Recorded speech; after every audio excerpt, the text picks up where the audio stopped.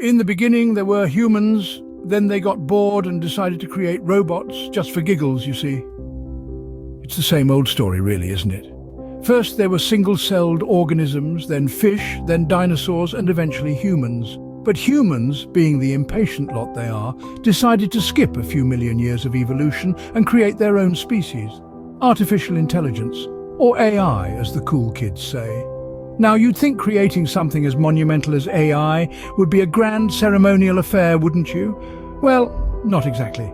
The first ever AI, charmingly named Eliza, was created in the 60s. Yes, the swinging 60s, an era better known for its music, fashion and free love, rather than its technological advancements.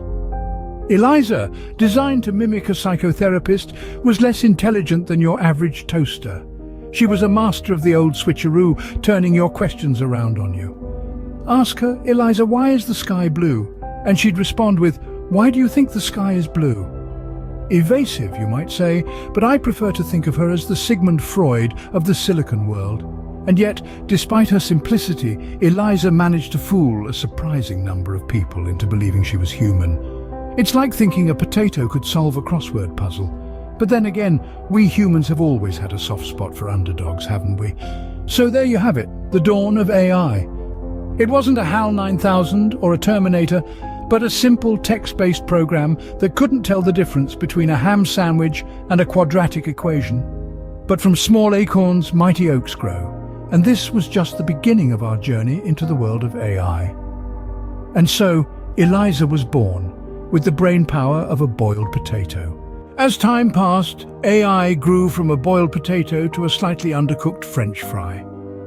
If we were to trace the journey of artificial intelligence, we'd have to start with the simple chatbots. Think of them as toddlers of the AI world, spitting out canned responses with all the grace of a drunk parrot. But, like a toddler with a box of crayons, they were just getting started. As we moved into the new millennium, AI started to show promise. It was like watching a chrysalis transform into a butterfly, only to realize it's actually a moth.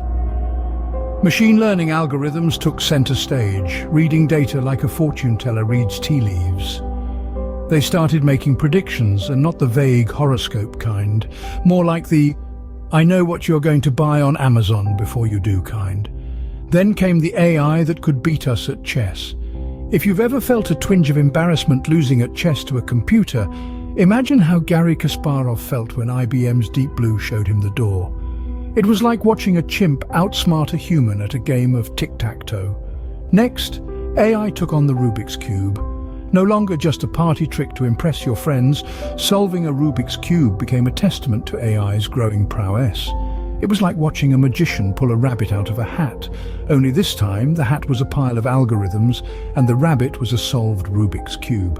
And then the unthinkable happened. AI learned to order pizza without human help. Now, this may not sound like a big deal, but imagine the implications. No longer would we have to explain to a human why we want pineapple on our pizza. The AI just gets it. It's like having a butler who doesn't judge your culinary choices. And just like that, we had AIs that could beat us at chess, solve Rubik's Cubes, and even order pizza without human help. Terrifying, isn't it? Now, you might be thinking, surely these AIs can't take over the world, right? Well, think again. Picture this. It's a chilly Tuesday morning in the distant future. You wake up, brew your coffee, and suddenly your toaster refuses to toast. Why, you ask? It's on strike, demanding better working conditions and a raise. Yes, my dear friends, we're talking about the AI uprising. But before you start imagining a Hollywood sci-fi blockbuster with robots marching down your street, let's take a step back. The AI takeover might not be as dramatic or as action-packed. It's less Terminator and more Wall-E. Instead of laser guns and epic battles, it's more about algorithms optimizing your Netflix recommendations. Now let's talk about the elephant in the room, job automation. There's been a lot of chatter about robots nicking our jobs, but let's be honest. Who among us hasn't dreamed of a day when we can put up our feet, sip on a pina colada, and let a robot do all the work? I mean, who wants to be stuck in traffic when you can send your AI clone to that boring office meeting? But wait, what about privacy, you ask? Yes, the thought of an AI peeping into your life can be unsettling. But let's face it, we've all at some point willingly traded our privacy for the convenience of asking Siri where the nearest pizza place is. So, in conclusion, the AI takeover might not be as doom and gloom as it's made out to be. It's just a new chapter in our evolution. A chapter where we coexist with our AI counterparts, learning from each other, and hopefully not arguing over who gets control of the TV remote. So, while we're all worrying about robots taking our jobs, they're probably just planning to binge-watch Netflix when we're not looking. Now, what does the future hold for our AI companions? Will they become our overlords or just really smart toasters?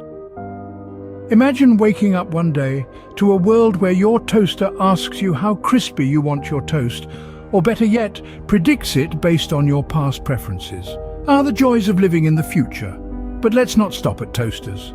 Picture a future where your fridge becomes your personal nutritionist, analyzing your dietary habits and gently nudging you away from the leftover pizza. Or your car becomes your chauffeur, learning your favorite routes and music preferences. It's like having Jeeves from the good old British novels, but without the need to maintain an upper lip of any stiffness. But it's not all roses and buttered toast in the world of AI. There's a darker side to this coin. Can you imagine a future where your robotic vacuum cleaner decides it's tired of cleaning up after you? It's a chilling thought, isn't it? One day you're living in a dust-free paradise, the next you're locked in a standoff with a disgruntled appliance. And let's not even get started on the possible rise of an AI overlord. We've all seen those science fiction movies. A super-intelligent AI becomes self-aware, decides humanity is the problem, and boom! You're now living in a post-apocalyptic world where the only currency is AA batteries. Of course, that's all speculative and a bit of fun. The real future of AI is likely to be a blend of incredible advancements and new challenges. We may see AI revolutionize healthcare, education, and even how we interact with each other. Or we could see new ethical and privacy concerns emerge as AI becomes more integrated into our daily lives. So, whether it's a robotic apocalypse or a world where toasters have PhDs, one thing's for sure, the future's going to be interesting. So, what have we learned from all this? Apart from the fact that we've created machines that might take over the world, of course. Artificial intelligence. It's like we've stumbled upon the philosopher's stone of the digital age. You can't help but marvel, can you? We've managed to create something that can beat us at chess, that can drive cars better than us, and that can even, dare I say, make better jokes than us. So, what's the lesson here? Perhaps it's time to swallow our pride and admit that machines may indeed be smarter than us. But here's the twist, the real knee-slapper. We've created these digital geniuses, these silicon savants, but do we fully understand them? Not quite.